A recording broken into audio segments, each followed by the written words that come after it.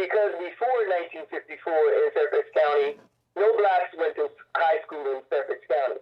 Either you went to high school in D.C. or you went to Manassas to high school, and you got there however you could get there. They did. They got there however they could get there. But you didn't go to high school. In Fairfax County back then, you only went to elementary school, and so that's where it ended if you couldn't get to D.C. or to Manassas to high school. Wow. So the ministers in Fairfax County got together and decided they were going to build a high school. And so one of the blacks, Mr. I can't think of his name now, but he squandered. When somebody from their family decided they were going to put up the money for the high school. So the high school was built. That's how we got the high school. So then the people in Manassas who lived in the county, they didn't have to go out there anymore. So they were the introductory class into the high school as 11th graders from Fairfax County. And so that's how that started. But the minister.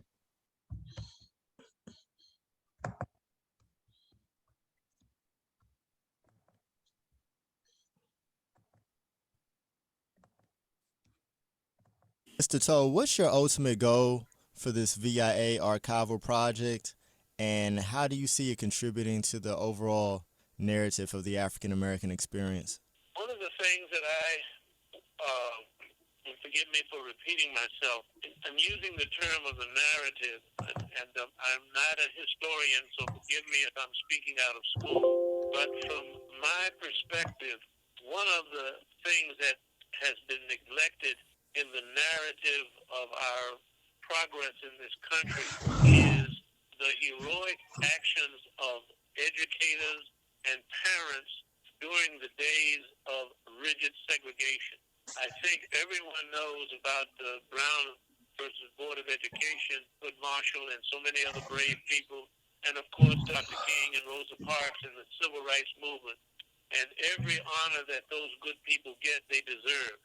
In addition, what hasn't been, from my perspective, how using limited resources and under the vicious reign of segregation, Black people continue to work and struggle to encourage their children, to nurture them in environments where our spirit was never, ever crushed, and where we took lemons and literally made lemonade.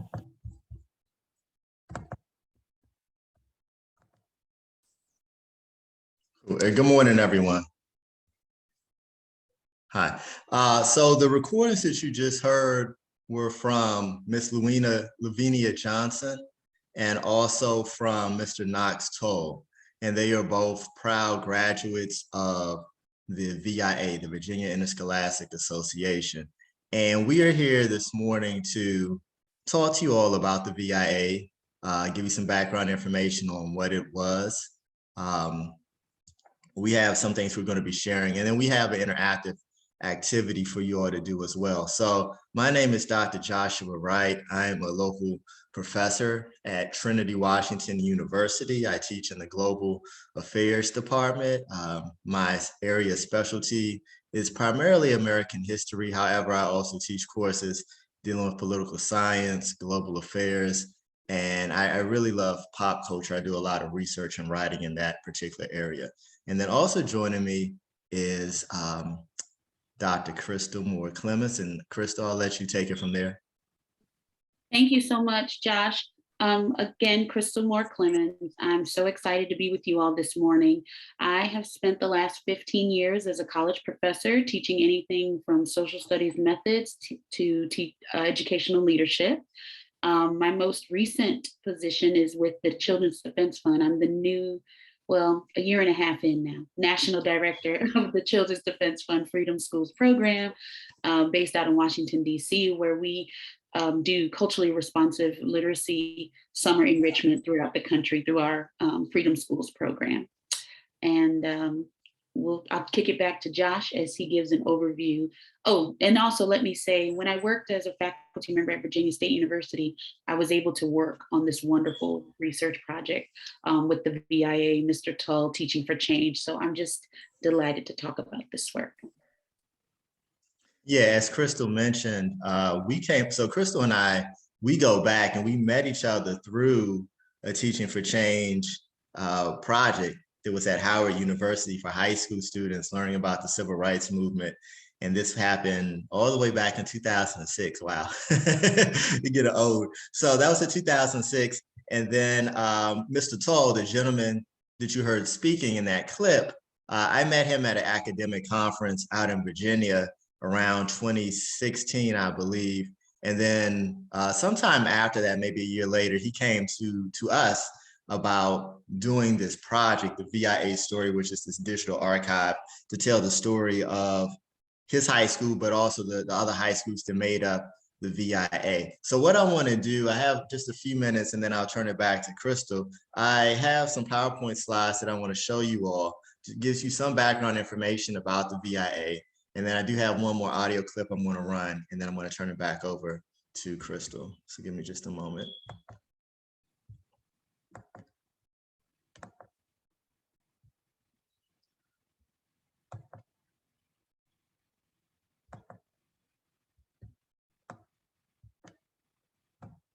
All righty, fostering leadership, followership, and scholarship, the Virginia Interscholastic Association, 1954 to 1970. Okay. Tell them we are rising. Here are a few photos that you'll find on the website for the archive. And again, you all will have a chance to work with the archive later this morning. But these are some pictures of the students in the classroom. You have students competing in athletic competitions as well. So what was the VIA? Is anybody on here familiar with this organization besides Kristal and myself? Okay, I see one hand up. So the VIA was an organization of African-American high schools created in 1954 through the efforts of African-American secondary school principals and administrators with operational funds from the Virginia General Assembly. The organization provided enriching opportunities and activities to African-American high schools that were otherwise inaccessible due to racial, social, and economic barriers. The VIA provided a wide range of exceptional activities such as academic competitions, athletics, arts, and student associations during a time of segregation. The VIA included 100 schools across Virginia as part of its membership. The organization's principals, teachers, and coaches were committed to promoting academic excellence through social and emotional learning. They encouraged self-awareness, self-management, social awareness, relationship skills, and responsible decision-making. At its peak, 40,000 students were members of the VIA. The names of some member schools commemorate historic figures such as Dr. Carter G. Woodson, Maggie Lena Walker, Paul Lawrence Dunbar, George Washington Carver, and Ralph Bunche. One of the most notable schools was the George P. Phoenix High School, and that was the alma mater of Knox Toll. Mr. Toll is an engineer. He has his own engineering firm here in Washington, D.C., and he really was the brainchild behind the idea to work with Teach for Change and to do this digital archive. So Hampton Institute student teachers comprised much of the faculty at his high school. Phoenix had the only symphonic orchestra among Black high schools in the state. And they also had some very prestigious alumni to come out of that school besides Mr. Toll. You had Charles Sherrod, who was an active figure in the Albany campaign and the civil rights movement. You also had Mary Jackson, the aerospace engineer who was portrayed by the singer Janelle Monáe in the 2017 Oscar-nominated film Hidden Figures, right? So, these are the type of students who were coming out of Phoenix and just VIA schools in general during this time period. The VIA Hall of Fame. The VIA produced some of the best championship teams, coaches, and athletes in Virginia. So some people know the VIA for the academic accomplishments of its students. Some of them know the VIA schools for their artistic performances, but a lot of people who are sports fans really know it for their teams because, again, they had some of the best athletes in the state of Virginia during this time period. Since 2016, the VIA Heritage Association has held an annual Hall of Fame induction ceremony for its top athletes, coaches, and contributors, and that means non-student athletes who've achieved success in higher education, politics, Hollywood, and other areas. Clarence Clements was one of the early inductees into the Hall of Fame. Clarence Clements, if anybody's a rock and roll fan, you know him from Bruce Springsteen's E Street Band. He was an athlete, and he tried out for the Dallas Cowboys after finishing high school and college, and he got injured, and he ended up shifting his focus to music, and he performed with Bruce Springsteen for, I want to say 20 to 30 years up until his death, and he was elected into the Rock and Roll Hall of Fame. You had tennis legend author Ash Jr., who was a recent inductee into the Hall of Fame. You have Bob Dandridge, who was also a 2021 inductee into the Naismith Memorial Basketball Hall of Fame. Between 2018 and 2019, I had the opportunity to conduct 14 oral history interviews with many of these Hall of Famers. Some of my students, at the time I was teaching at the University of Maryland Eastern Shore, and some of those students got to participate in the interviews as well. So one of my favorite interviews that I conducted was with Walter Bowser, who was a three-sport star while he was in high school. And then he went on to have a short career in the NFL, but Bowser was really interesting because while he was playing football, he was also going to law school.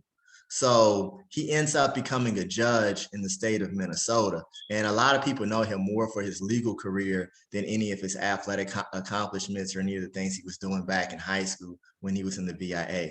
I also had the opportunity to interview Kevin Lloyd, who was the son of Earl Lloyd, a member of the inaugural Hall of Fame class. And I want to end by just playing a few short excerpts from that interview with Kevin Lloyd talking about his father, and then I'm going to turn it over to Kristal.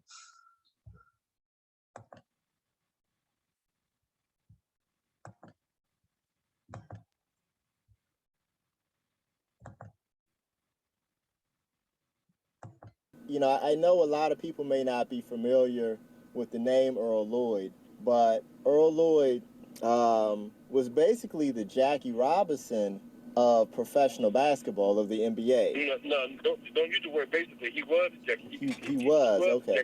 He was the Jackie Robinson of basketball. Okay, right. So and a lot of folks compare my father as Earl Lloyd, the Jackie Robinson of basketball. Okay. So you tell the story, because I don't want to get it wrong. So your father was the first African-American to play in the NBA in 1950, correct? Correct.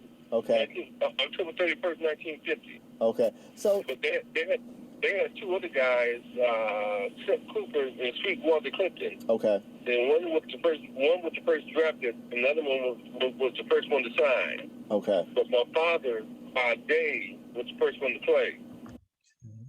Okay. It was also the first black assistant coach in the NBA.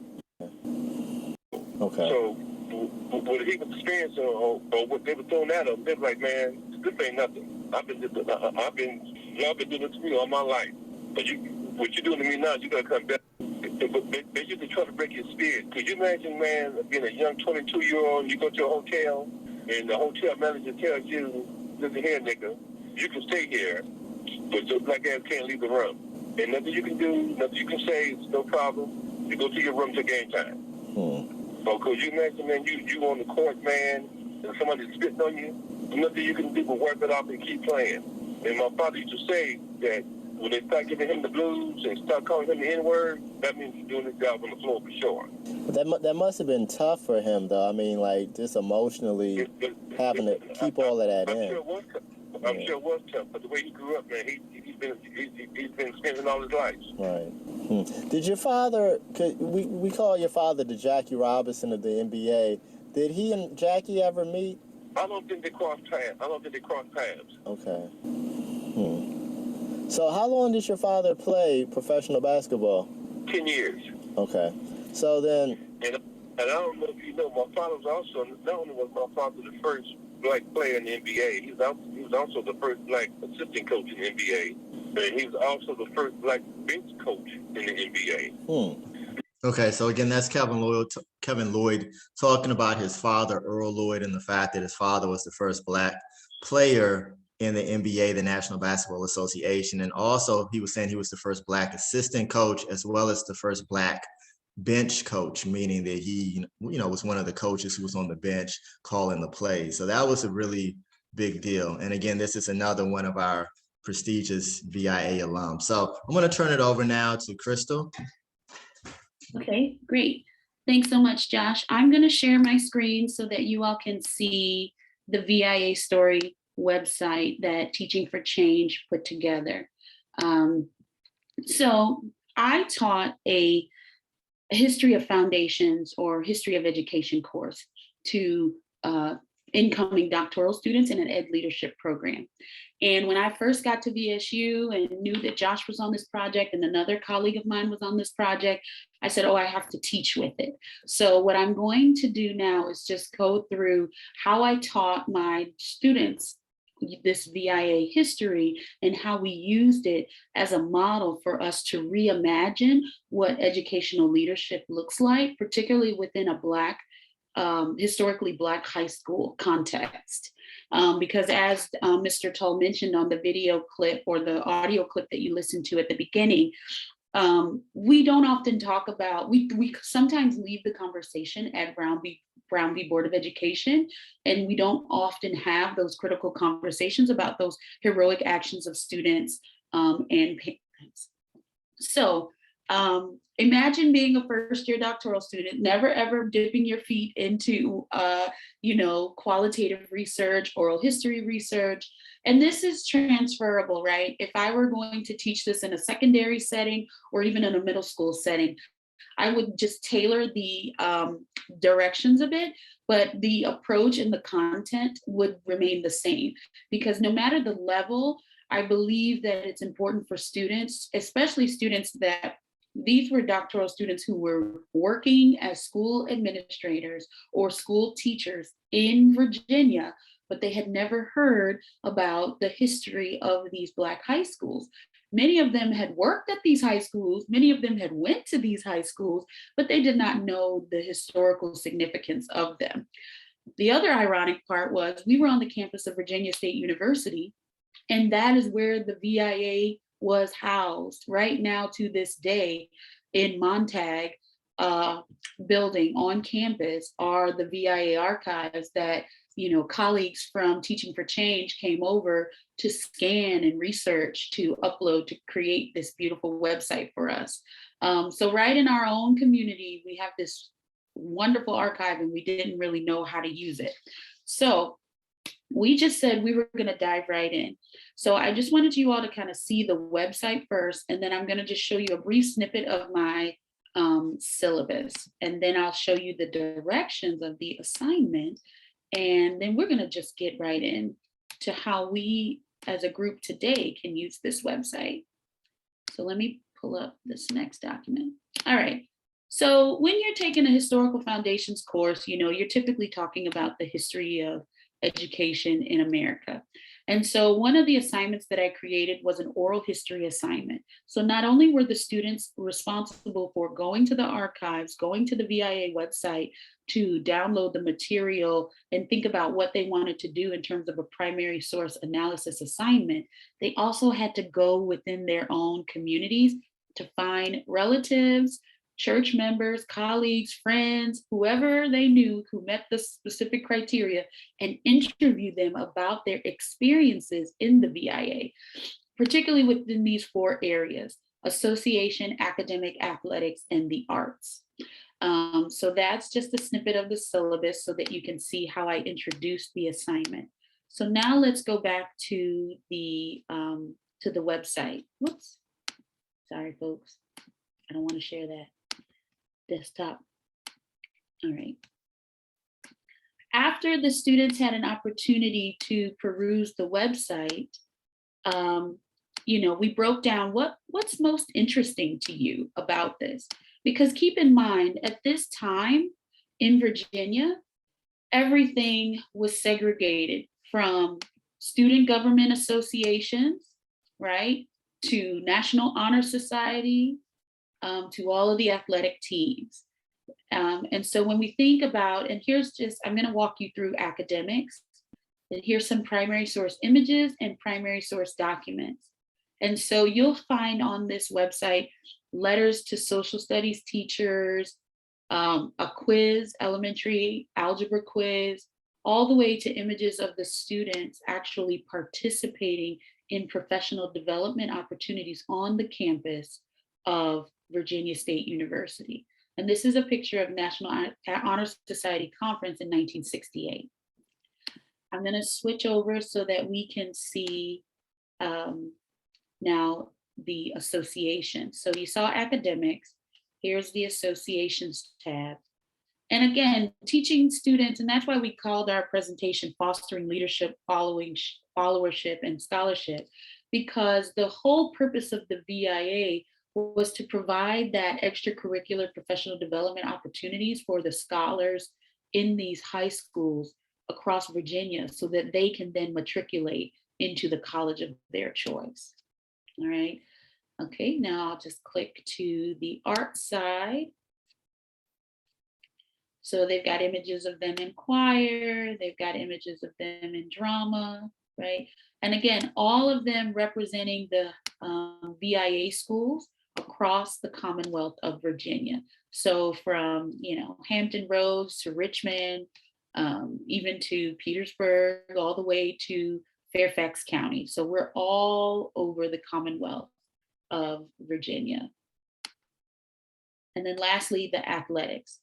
As Josh mentioned, the athletics really took on because so many of our students were engaged in sports, whether it be football, tennis, track and field, and they were not allowed to participate in mainstream, right, athletic competitions across the state. And so by creating the VIA, the students had their own academic conference.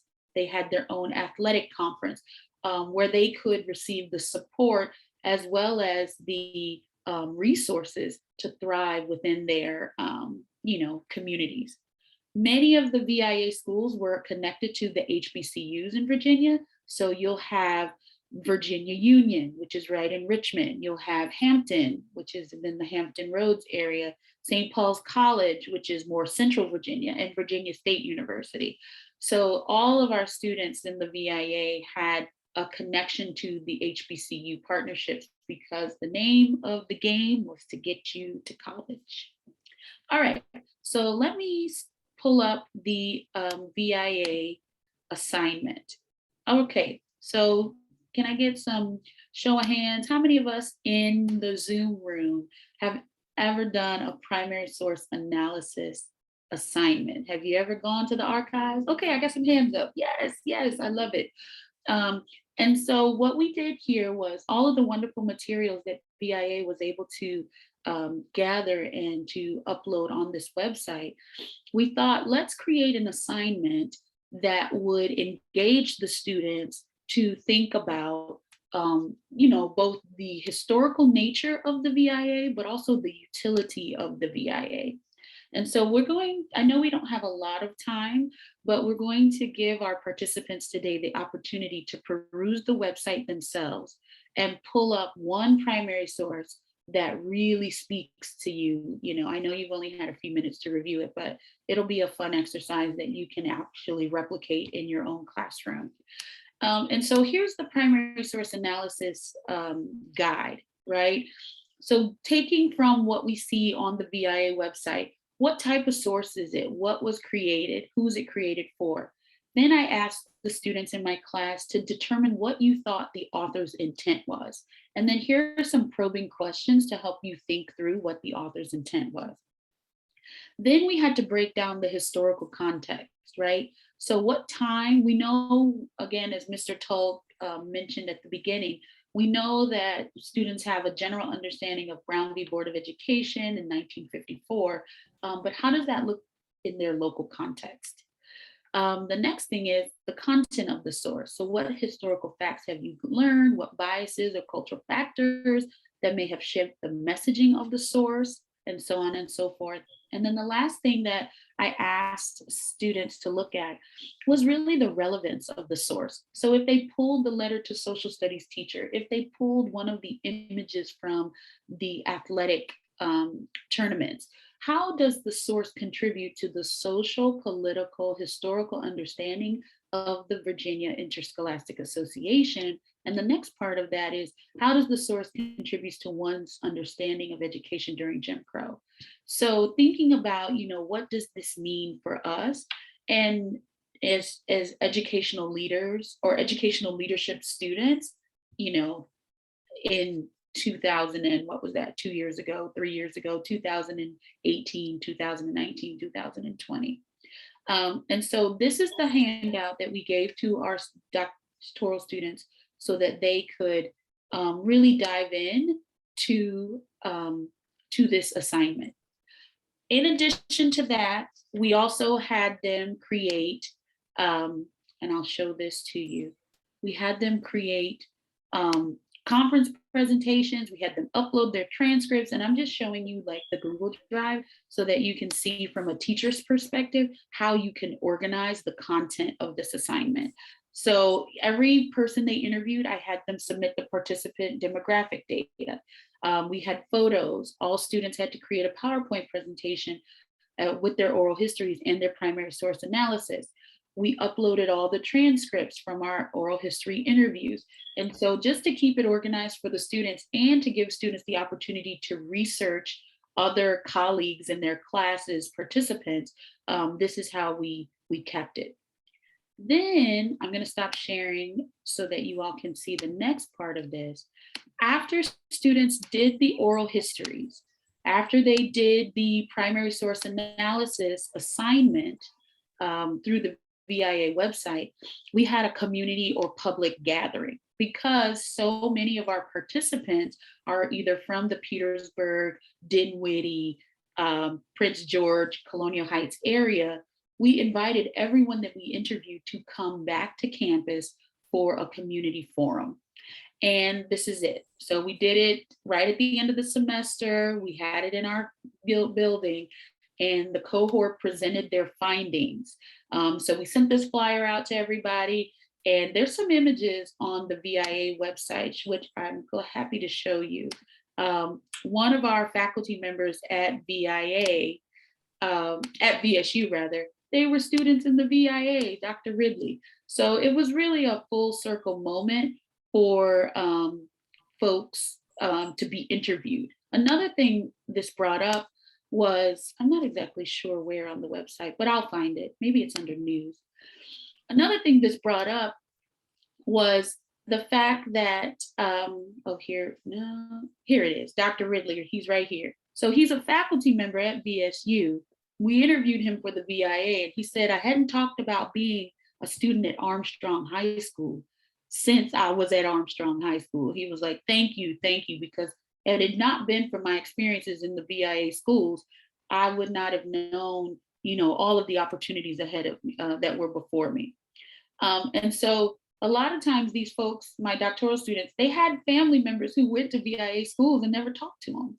And so what this can do, whether you do this in DC or even any other city, it allows students who sometimes may not have a connection to history to begin to develop the relationship with history. Because I tell them all the time, the stuff that you're writing today is going to be in somebody's archive. The screenshots, the TikToks and all those things that the students are doing today are going to be in someone's archive. And so how do we make sense of those, and how do we make meaning from those? And how do we preserve Black history in a way that hits on one of your tenets, that intergenerational leadership and intergenerational connections with both elders and the students. So I'm going to stop there, and I'm going to drop the link to the VIA website in the chat to give participants here today an opportunity to peruse and see what you might be interested in. So how are we doing on time? Because it's 11:40. Yeah, I don't know. I don't know if we had time left, because we had let me turn my camera on. We had an interactive activity that we wanted you all to do in some breakout rooms. However, it's 11:48 now, and I think are we still ending at 11:55, Keisha? Okay. So we're gonna have to shut it down in a few minutes. I don't know, Kristal, if we really should put them in the breakout rooms at this point. What do you think? No, it's okay. Yeah, are you guys okay with that? You got the links in the chat. So what I would recommend is, and you have the links to the guide. this is something that you can adapt. I mean, I definitely wouldn't make it as in-depth for a middle school or a high school student. But for our college students, you know, they can navigate a little bit more of a deeper dive into the primary source analysis. But you've got the link here, as well as, you know, kind of the rationale behind the assignments. Yeah, and let me just make a couple of comments too. What Kristal was talking about in regards to those oral histories that her students were doing, as well as the oral histories that I had a chance to participate in. Oral history is so important. It's so important to give people the opportunity to really share their story and then share their narrative. One of the things that I took from doing this experience was starting a similar oral history program at my current university, Trinity, where I have, and we did the first group of interviews this fall, where we had students interviewing the women who graduated from Trinity since it integrated in the 1960s. And again, it allows them to have that intergenerational connection, but it also allows those women the opportunity to really share their stories that so oftentimes just get forgotten or unknown unless people really hear them. So that's one thing I want to point out. And then the other thing I want to say is, even though we're talking about VIA and we're talking about schools in the state of Virginia, which, you know, obviously is close to Washington, D.C., this could be done looking at Washington, D.C. schools during segregation. This could be done looking at schools in Prince George's County, Montgomery County, Maryland, wherever. So, you know, you could really just use this website, the VIA, what we did, these primary sources, as your guide to create whatever you want to and make it fit your school district or wherever it is that you might be working. Can I add one more thing? Yes. That was actually one of the goals. I remember talking to Mr. Kroll, and he said, imagine if every state across the country had preserved the history of the historically Black high schools and the legacy, whether it be from athletics or even from the academic vantage point. What would that do to the folks in the community? And then what would that do to build, you know, awareness in terms of again, to quote him, heroic actions of students and parents during the time of segregation. So yes, this is something that definitely could be replicated.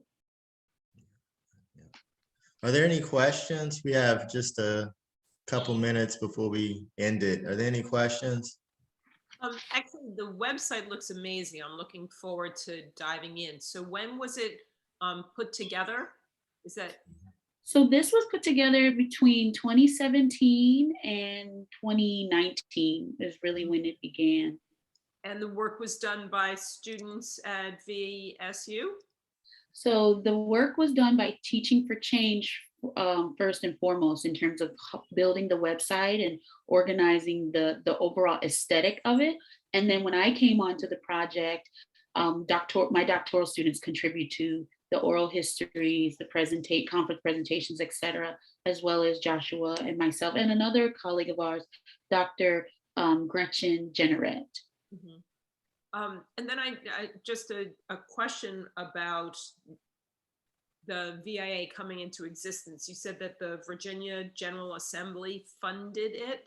Yes. So it means though that there was some legislator that suggested it be created / funded. Do you have the history? I just heard about the website moments ago. Is that history there too? Because clearly you've got a legislative history that is the birthing of it, which would be fascinating because it would have happened in the 50s. Yes. So, you know, the caveat in the law with all deliberate speed when they talk about school desegregation. So we know that within the American South, there are many states who fought back to integration, right? And so they created what we call segregation schools, some of these private white academies across the South. And then other states took the approach, you know, to separate everyone. And so this was Virginia's General Assembly's way, because it began in 1954 and it concluded in 1970, where they wouldn't have to have Black students mixing with white students and competing against white students in Virginia. So in that sense, it is a story of a legislator who wanted to ensure that it would be separate. Yes. So again, it's that individual who launched that process is a, Amy, would be very interested to know who that was, and how much of a segregationist they were, and did they have essentially a caucus in the legislature that said we're determined to keep it separate? So it's that piece. Yes, and Yeah.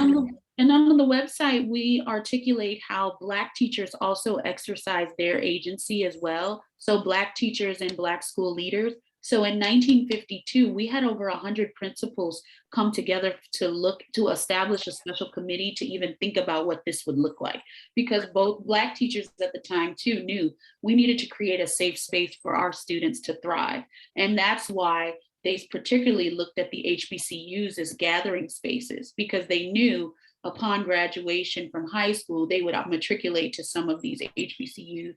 And Right. it just so happens VIA was that space. And the story, instead of being about being separate, it could have been more about attempting equal.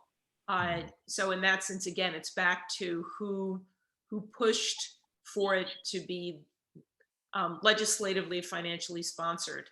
So it's their motivation and those individuals. I have a political science sort of background, so I'm interested in that piece.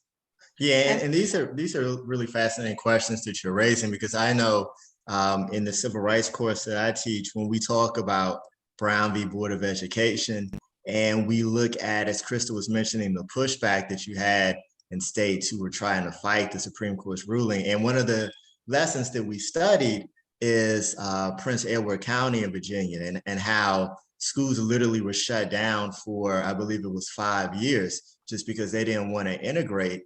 And, this VIA should also be a part of that narrative when you're talking about Brown v. Board of Education and integrating schools and segregation in the state of Virginia. And right now, that's not part of the narrative. If you look at a typical history book, you're not going to hear about this VIA, but hopefully doing this research and this project will eventually allow that to be added to the overall narrative. And then, like you said, what role did legislation play in all of this? That's really, really fascinating. And hopefully maybe you'll be inspired to pursue it as your own research and perhaps publish something on it. So it'll be fascinating. Great. Thank you. I really look forward to digging into the website. Yeah, thank you. And Kristal, I think it's so cool that you're at the Children's Defense Fund. Oh, thank you. I think it's cool too. I love it. It's just great. Appreciate it. Okay. All righty. Well, thank you all so much. And everybody enjoy the rest.